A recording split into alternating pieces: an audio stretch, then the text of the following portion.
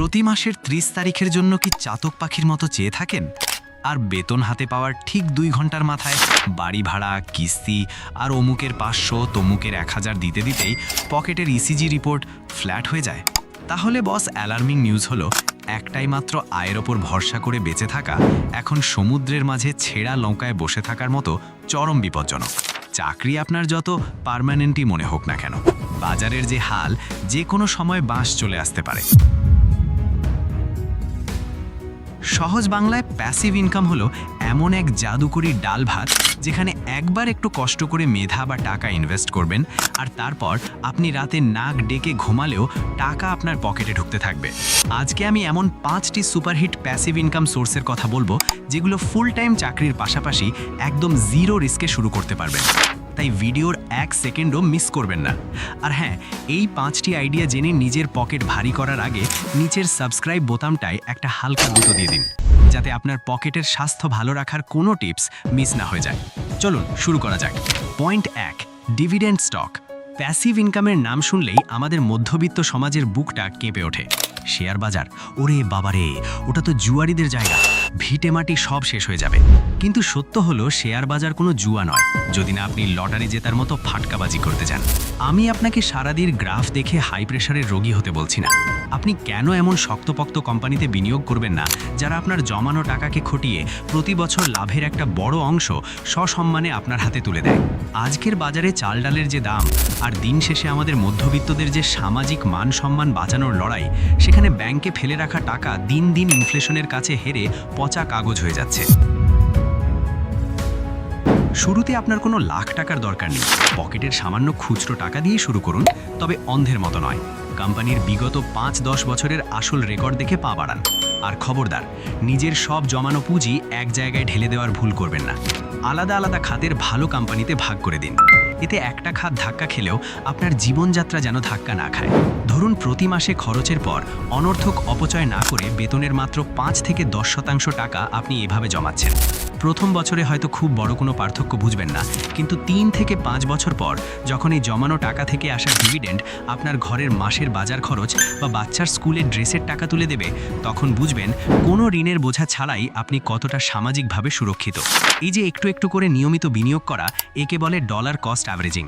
এতে বাজারের ঝুঁকিও কমে, আর চাকরি না থাকলেও অন্তত মাথা উঁচু করে বাঁচার মতো একটা ফাইন্যান্সিয়াল ব্যাকআপ তৈরি হয়। Point 2, digital product. নিজের মেধা বিক্রি করে আয়। আমরা ডিগ্রি পাওয়ার পেছনে লাখ লাখ টাকা ঢালি, কিন্তু পড়ার টেবিল থেকে বেরোলেই বেকারত্বের ভয়ে ডিপ্রেশনে ভুগি। অথচ আপনার মাথার ভেতর যে মেধা আর স্কিলটা আছে, সেটাকে কাজে লাগিয়ে যে নিজের পায়ে দাঁড়ানো যায়, এই বিশ্বাসটাই আমাদের সমাজ শেখায় না। ধরুন, আপনি খুব ভালো রান্না করতে পারেন, উপস্থাপনা বা ইংরেজি শেখাতে পারেন, ভালো ডিজাইন বোঝেন বা চমৎকার ছবি তোলেন। আপনি কি জানেন, আপনার ওই সামান্য স্কিলটার জন্য অন্য কেউ হয়তো দাঁড়ে দাঁড়ে ঘুরছে? এই মেধাকে একটা ইবুক, অনলাইন কোর্স কিংবা ডিজাইন টেমপ্লেটে রূপান্তর করে ফেলুন। আমরা সারাদিন ফেসবুকে ফালতু ট্রোল দেখে সময় নষ্ট করি, অথচ ওই একই সময়টুকু কাজে লাগিয়ে একটা ডিজিটাল প্রোডাক্ট বানিয়ে ফেলা সম্ভব। হ্যাঁ, শুরুতে একটা আউটলাইন বানাতে, গুছিয়ে লিখতে বা রেকর্ড করতে কিছুদিন কড়া খাটনি খাটতে হবে, কিন্তু এর ইম্প্যাক্টটা চিন্তা করেছেন? চাকরি হারালে বা ব্যবসায় ধস নামলে মানুষ রাস্তায় বসে পড়ে, কারণ তাদের কোনো নিজস্ব সম্পদ থাকে না। কিন্তু ডিজিটাল প্রোডাক্ট হলো আপনার এমন এক স্থায়ী সম্পদ যা একবার বানাবেন আর সারা জীবন বিক্রি করবেন। একটা সাধারণ ফেসবুক পেজ বা ইউটিউব চ্যানেলের মাধ্যমেই আপনি নিজের একটা অডিয়েন্স বা কাস্টমার বেস তৈরি করে ফেলতে পারেন। চাকরির বসের বকা খাওয়ার পর যখন আপনার রাতে ঘুম আসবে না, তখন এই ডিজিটাল প্রোডাক্ট থেকে আসা নিঃশব্দ আয় আপনাকে আত্মসম্মান নিয়ে মাথা উঁচু করে দাঁড়ানোর সাহস দিচ্ছে। পয়েন্ট 3, ভাড়ায় দেওয়ার মতো সম্পদ তৈরি করা। আপনার কাছে যদি ছোট একটা ফাঁকা ঘর, একটা বাড়তি রুম, একটা গাড়ি বা এমনকি একটা দোকানের জায়গা থাকে যেটা আপনি নিয়মিত ব্যবহার করেন না, তাহলে সেটাকে ভাড়া দেওয়ার কথা ভাবতে পারেন। এতে বড় কোনো নতুন বিনিয়োগ লাগে না, বরং হাতে থাকা সম্পদকেই একটা নিয়মিত আয়ের উৎসে রূপান্তর করা যায়। শুধু বড় সম্পদ নয়, ছোট জিনিসও ভাড়া দেওয়া যায়, যেমন ক্যামেরা, প্রজেক্টর, বই বা ইভেন্ট সাজসজ্জার সরঞ্জাম। আজকাল অনলাইন প্ল্যাটফর্মের মাধ্যমে এই ধরনের ভাড়ার ব্যবস্থা করা আগের চেয়ে অনেক সহজ হয়ে গেছে। এই পথে ঝুঁকি বলতে মূলত জিনিসের যত্ন নেওয়া এবং সঠিক মানুষের কাছে ভাড়া দেওয়া। বড় কোনো আর্থিক ঝুঁকি এখানে সাধারণত থাকে না। শুরুতে একটা সাধারণ চুক্তিপত্র তৈরি করে নিলে ভবিষ্যতে ঝামেলা এড়ানো যায়। যেমন ধরুন, আপনার বাসায় একটা অতিরিক্ত রুম আছে যা এখন শুধু জিনিসপত্র রাখার কাজে ব্যবহার হয়।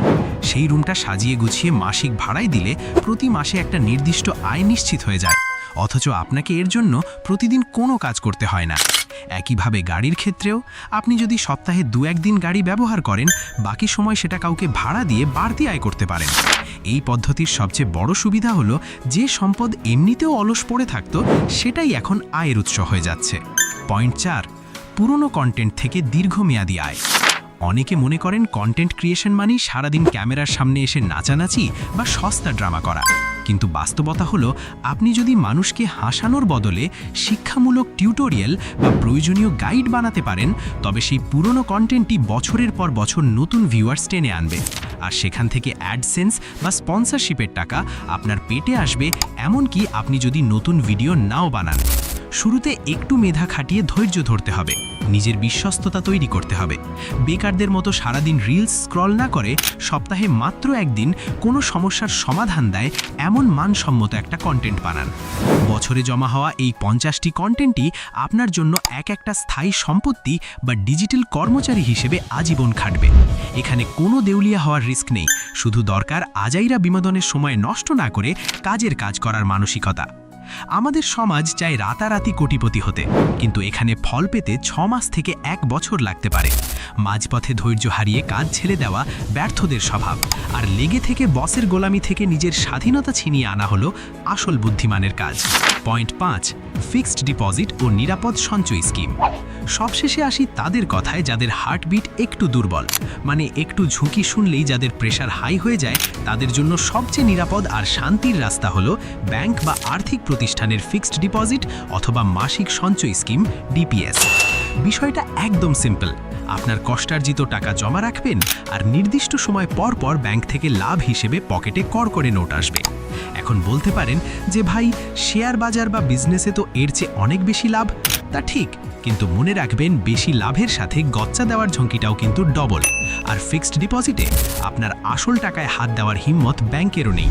রিটার্ন হয়তো একটু কম, কিন্তু শান্তিতে ঘুমানোর গ্যারেন্টি 100%। প্যাসিভ ইনকামের দুনিয়ায় যারা একদম খাঁটি নবাগত, তাদের জন্য এটাই বেস্ট স্টার্টিং পয়েন্ট। আর আপনি চাইলে এই তহবিলটাকে মূলধন বানিয়ে পরবর্তীতে বড় কোনো ইনভেস্টমেন্টে ঝাঁপ দিতে পারবেন। তাই উড়াধরা রিস্ক না নিয়ে আগে একটা শক্ত মাটি বানিয়ে দাঁড়ান, তারপর না হয় আকাশে ওড়ার স্বপ্ন দেখবেন। প্যাসিভ ইনকামের দুনিয়ায় ঢুকতেই বেশিরভাগ মানুষ কিন্তু কোনো না কোনো গর্তে গিয়ে পড়ে। আপনি যাতে সেই একই গর্তে পা না দেন, এই কমন ভুলগুলো আপনাকে মাথায় রাখতে হবে। অধৈর্য হওয়া। অনেকে ভাবেন আজকে 100 টাকা রাখলাম আর কাল সকালে উঠে ব্যাংকের SMS দেখব। ভাই, এটা কোনো রূপকথার জাদুর চেরাগ না। রাতারাতি কোটিপতি বানানোর গল্পগুলো কেবল স্ক্যামারদের মুখেই মানায়। পাড়ার বিশেষজ্ঞ বন্ধুর কথায় কান দেওয়া, না জেনে না বুঝে শুধু অমুক ভাই বলছে তাই চোখ বন্ধ করে ইনভেস্ট করে দিলেন, এমন ভুল ভুলেও করবেন না। টাকা আপনার, তাই রিস্ক নেওয়ার আগে ব্রেনটাও আপনাকেই খাটাতে হবে। তাহলে এই ছিল পুরো 5টা পথ। আপনি যদি চাকরিজীবী হন, স্টুডেন্ট হন বা ঘরের অন্য কাজ করেন, নিজের জীবনের চাকা ঘোরাতে চাইলে এর যে কোনো একটা পথ বেছে নিতে পারেন। শুরুটা হয়তো ছোট হবে, কিন্তু দীর্ঘমেয়াদে এটাই আপনার জীবনের মোড় ঘুরিয়ে দেবে।